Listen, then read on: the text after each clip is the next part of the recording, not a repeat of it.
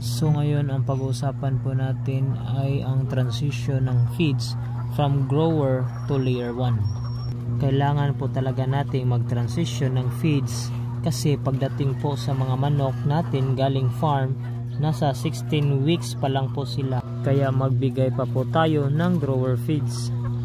At ang pag-transition ng feeds ay mag-start lang po pag may nagsimula ng mangitlog sa kanila. Para po maiwasan natin ang pangingitlog na wala pa sa wastong edad. Posible po kasing magkasakit o mamatay ang ating mga manok.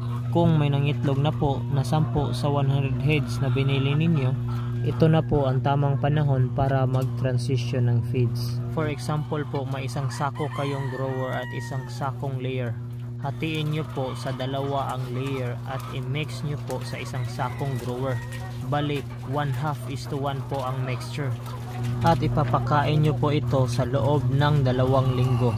Nasa 100 to 110 grams per head po ang sukat sa pagpakain. At pagkatapos po ng 2 linggo, magiging 1:1 na po ang mixture sa kanilang feeds. At ipapakain nyo po ito sa loob ng 2 linggo.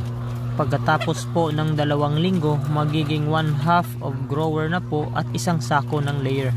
At ipapakain nyo po ito sa loob lamang ng 1 linggo. At pagkatapos po ng 1 linggo, pure layer na po hanggang mag-peak po ang kanilang pangingitlog. At sa panahon na ito, unlimited na po ang kanilang pakain. Yan po ang mga ginagawa ko para po hindi mabibigla ang kanilang katawan sa pangingitlog. So yun lang po. Maraming salamat. Happy farming everyone.